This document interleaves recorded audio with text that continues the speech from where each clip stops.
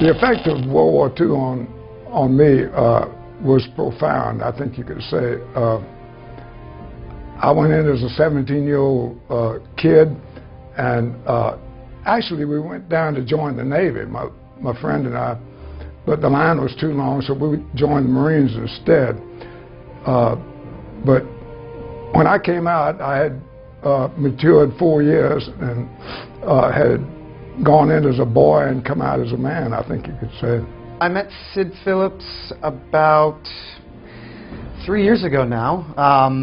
The first meeting was just over the phone, and I asked him some questions about what his experience was like in the Pacific Theater, and he was very gracious in giving me some personal accounts about what happened over there. Ashton and I have become really great friends. You know, very few people in life ever have themselves portrayed in a movie, and people, I tell people now that I think Ashton looks more like me than I do. He's young, handsome, debonair, just like I was, you know. I mean, Sid's just such a sweet, generous man, and having played him, I think there was, you know, absolutely a connection there. I had some big shoes to fill, but I did as good as I could. Actually, the writing of my memoirs was undertaken because my children kept begging me, "Daddy, please write down that stuff, please write it down." And so over a period of about 2 years, I would spend an hour a night, maybe nothing for a week, and then 2 hours another night. But it was just a slow process. It was not painful at all because I tried to make it as humorous as I could.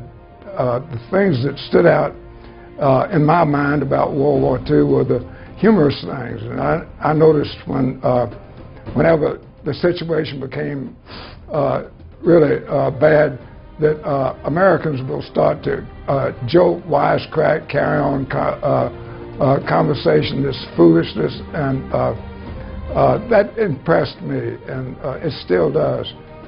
Some of my most favorite memories with Eugene and Sid was their companionship. Every time I turned around, Eugene was coming through the front door, going out. He became more like another brother to me because I knew him so well. He always called me Miss Katharine. He never called me anything but Miss Katharine.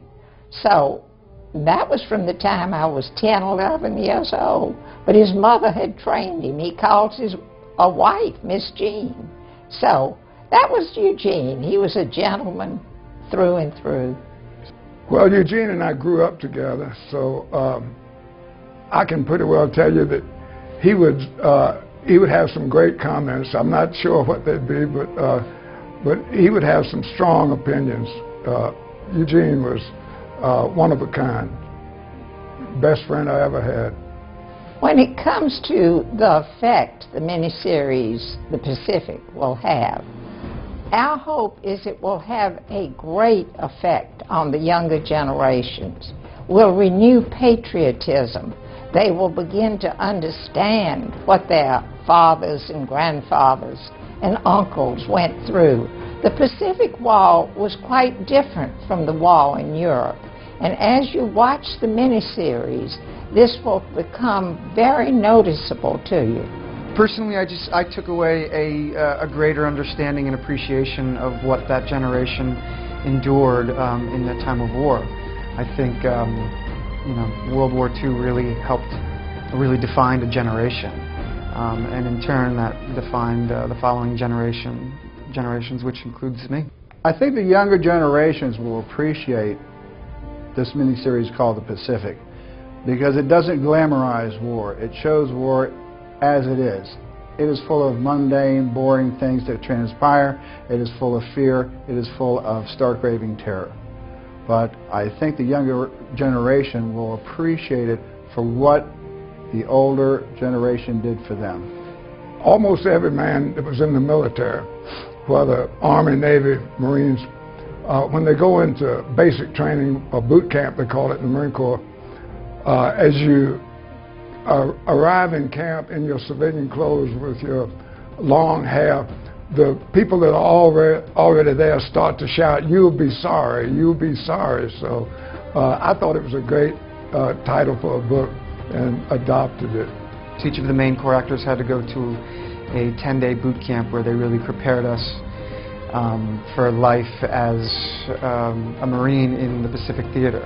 And that boot camp was pretty important in many ways. One, because I think it helped with the camaraderie amongst all of the actors, and also it really helped inform us of what the people we had to portray really had to go through in World War II.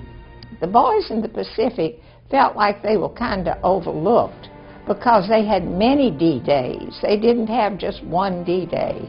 They had many D-Days, and their D-Days were never played up. But the boys in Europe got a lot of publicity for what they did. Now you can see what the boys in the Pacific did, and I'm tickled to death. My whole family fought in the Pacific. My uncles were in the Navy. I had friends and boyfriends in the Pacific, and actually know more about the war in the Pacific than I do the war in Europe. Well, I would say that the Marine Corps has an esprit de corps that's unique among the services. And that once a Marine, always a Marine. When you carry the title, you say, "Hoorah, I'm a Marine." You clap your hands, and you're part of a fraternity that never ends. It is very important today that the youth understand this. History has been downplayed in our schools, and it has been the real tragedy for our generation. The country has never realized before the sacrifice of these men, and it was a great sacrifice. The entire nation went to war, and we won, and that is very important. We can win when we all join force.